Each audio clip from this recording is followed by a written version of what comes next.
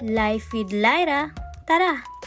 Happy 13th anniversary, highly favored church! Alam nyo, habang ini-edit ko tong vlog, akala ko simpleng recap lang ang gagawin ko. Yung tipong ipapakita lang ang preparations, ang mga performances, ang fellowship at ang mga masasayang moments ng anniversary. Pero habang paulit-ulit kong pinapanood yung bawat video clip, may isang bagay na paulit-ulit ding pumapasok sa isip ko. Ano yan? Ay, day 4 ng The Purpose-Driven Life ni Pastor Rick Warren. Napasok pa yon. Made to last forever. Nung una, honestly, parang naisip ko rin, Lord, ano bang connection nito sa church anniversary? Parang magkaibang topic. Pero habang mas matagal kong pinapanood ang bawat eksena, mas naging malinaw. Ang church anniversary pala ay hindi lang tungkol sa pagbilang ng taon. Hindi lang tungkol sa pagsasabing 13 years na tayo. Meron pa palang mas higit doon. Ito yung pagdiriwang ng katapatan ng Diyos. Habang nagsisimula ang araw na to, makikita mo agad ang excitement ng bawat isa. Syempre, may mga abalang nagsiset up, may mga nagpa-practice ng last minute, may mga volunteers na maagang dumating. Church life nga naman, di ba? Pero kahit ganon, may saya, excitement, may unity at higit sa lahat, may presensya ng Diyos. Habang pinapanood ko ang bawat clip, may mga mukha akong matagal ko nang nakikita, may mga bagong pamilya ring naging bahagi ng church, may mga batang dati ay halos kasing tangkad lang ng upuan. Ngayon sila na ang umaawit. May mga kabataang dati ay tahimik lang sa likuran. Ngayon sila na ang nag-lead ng ministry. At doon ko mas naintindihan ang sinabi ni Pastor Rick Warren. We were made to last forever. Hindi ibig sabihin nito na mabubuhay tayo magpakailanman dito sa lupa. Ang ibig sabihin, ang buhay natin ay may eternal purpose. Everything we do for God has eternal value. At habang iniisip ko yon, na-realize ko, ang church anniversary pala ay hindi celebration ng building, hindi siya celebration ng pangalan o organization. Ang ipinagdiriwang natin ay ang buhay na patuloy na binabago ng Diyos. Maraming tao ang nagtatanong, bakit ba importante ang church, ang simbahan? Para sa iba, isang building lang to, isang Sunday routine, pero para sa atin, ito ang lugar kung saan may mga pusong gumaling, may mga taong natutong magpatawad, may mga kabataang nakatagpo ng purpose, may mga pamilya na naibalik sa Diyos, at yon ang hindi kayang sukatin ng kahit anong numero. Habang nagpapatuloy ang programa, may kita natin ng iba't ibang presentation, may choir, dance, may mga special numbers, testimonies, at ang pangangaral ng salita ng Diyos. Pero alam nyo, sa likod ng bawat presentation, syempre may rehearsal, may pagod, may sakripisyo, may oras na inilaan, may panalangin, at minsan may konting kaba rin kung makalimutan bang step o lyrics. Uy, ganun talaga pag sa live, no? Pero sa dulo ng lahat, hindi naman pala perfection ang hinahanap ng Diyos. Ang hinahanap niya, faithfulness.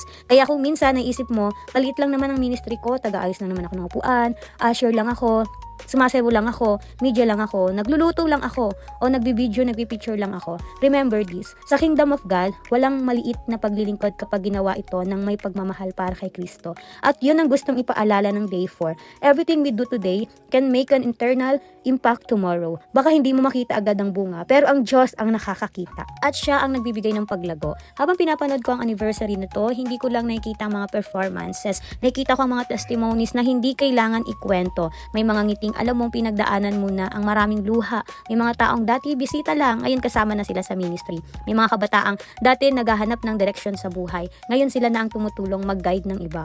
At hindi ba't yon ang tunay na success ng isang simbahan? Hindi lang dumami ang attendees, kundi dumami ang disciples. Hindi lang napuno ang upuan, kundi napuno ang puso ng pagmamahal kay Kristo. At yun ang prayer ko para sa highly favored church. Nasa mga susunod pang taon, hindi lang tayo lumaki sa bilang, mas lalo tayong lumago sa pananampalataya. Mas lalo tayong magmahalan, mas lalo tayong maging mapagpakumbaba, mas lalo tayong maging handang maglingkod. Dahil sa huli, hindi tayo tatanungin ng Diyos kung ilang anniversary ang na-celebrate natin. Hindi rin niya itatanong kung gaano kaganda ang dekorasyon na ginawa natin o kung gaano kaganda yung stage. Ang mas mahalagang tanong ay, may mga tao bang mas nakilala si Kristo dahil sa buhay mo? At siguro, yun ang pinakamagandang challenge sa ating lahat. Habang pinagdiriwang natin ng 13 years, hindi lang tayo lumilingon sa nakaraan. Tumingin din tayo sa hinaharap.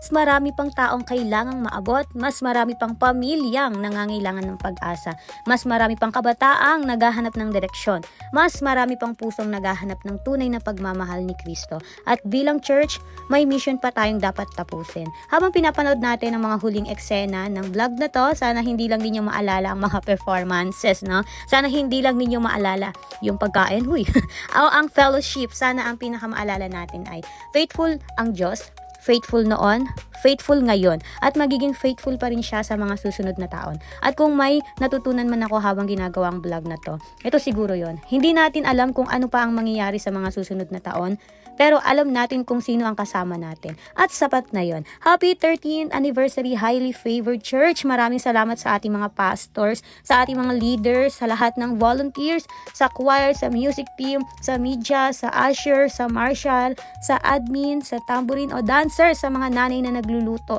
at sa bawat taong tahimik na naglilingkod kahit walang nakakakita. Salamat sa pagiging bahagi ng ginagawa ng Diyos. At higit sa lahat, thank you Lord, because this celebration is not about us.